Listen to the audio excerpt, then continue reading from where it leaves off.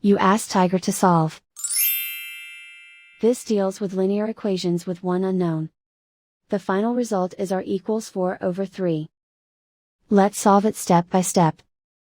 Swap sides. Isolate the r.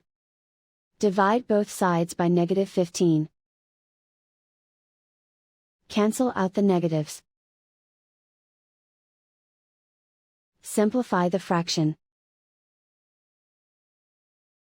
Cancel out the negatives. Find the greatest common factor of the numerator and denominator. Factor out and cancel the greatest common factor. And so the final result is r equals 4/3.